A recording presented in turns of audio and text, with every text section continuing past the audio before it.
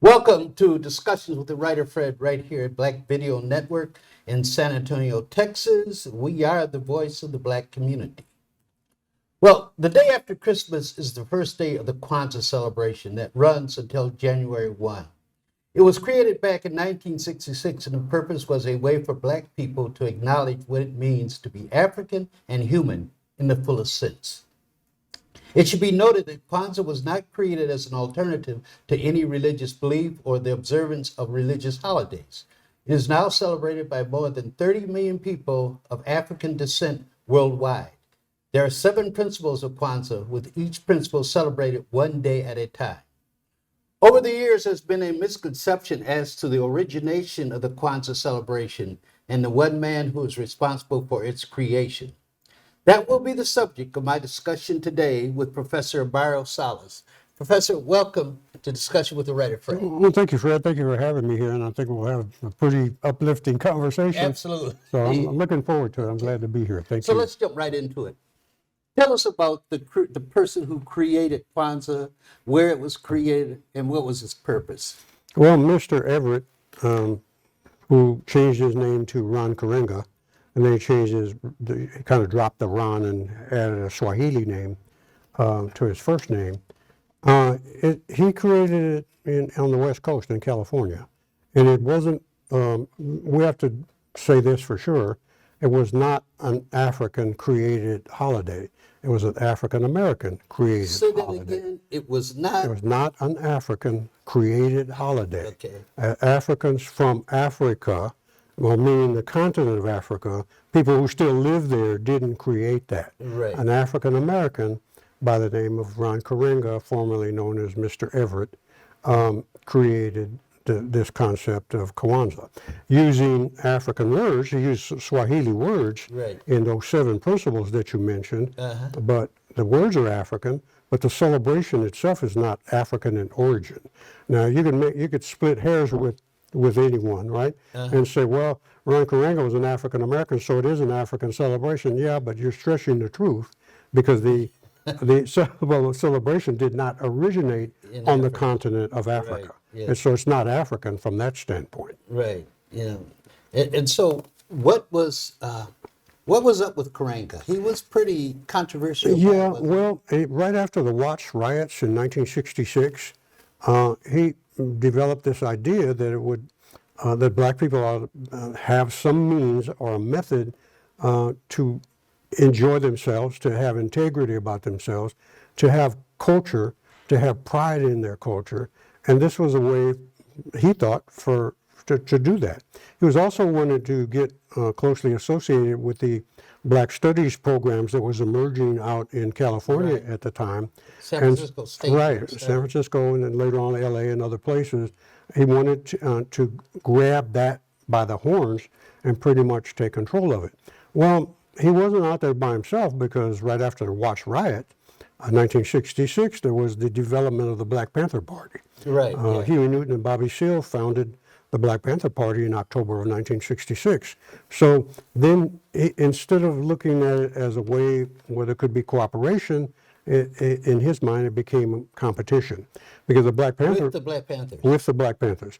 So because the Black Panthers were also interested in starting a Black Studies program at all the universities, for that matter. And that was part of their program, to organize Black Studies, Black student unions at all of the universities and so forth. So there came that question. And the difference, there were some differences that came about. One could describe Ron Karenga as a nationalist, and the Black Panthers would describe him as a narrow nationalist, whereas the Panthers described themselves as revolutionary nationalists. Now, that requires some explanation. Yes. A narrow nationalist or a cultural nationalist is one who takes pride in Black culture, takes pride in themselves, which is good, but they often do so at the expense of other people, at the expense of other ethnicities. So they don't like Black people having alliances or relationships with people who are not Black. So then the Black Panther Party is totally different. The Black Panther Party didn't believe in any form of racism whatsoever, whether it was cultural, whether it was a narrow band of nationalism. So revolutionary nationalism refers to a nationalism that says we believe in black culture, we believe in the pride black people ought to have, we believe in emulating that, but we don't hate anybody. We don't discourage knowing other cultures. And that created the big difference right there. The difference between cultural nationalism and the the cultural nationalism of Ron Karenga versus the revolutionary nationalism of the Black Panther Party. And the So Nation of Islam fits in there somewhere, don't they? yeah, you could make the argument that the Nation of Islam was narrow nationalism because everything is black, and you know, and you've heard people make all kinds of anti-Semitic remarks. You hear people say things that anyone that's a fighter against racism would never say.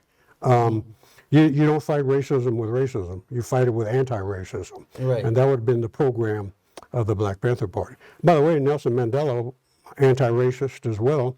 One of his most famous quotes, and the Panthers love that quote, when he was on trial about to be sent to Robben Island. Famous quote, "I fought racism all my life." This is Mandela. "I fought black racism and I fought white racism, and to which I am prepared to give my life to establish an anti-racist society." So that's a huge difference between people who are just promoting a narrow form of nationalism versus someone like Mandela or the Panthers who say, yeah, we're proud of our culture, we're proud of all that, but we're not going to hate nobody. We're not going to kick any other ethnic group under the bus. But that's what the Panthers said Ron Karenga was about doing. So let's talk a little more about his personal life, about what kind of person he was.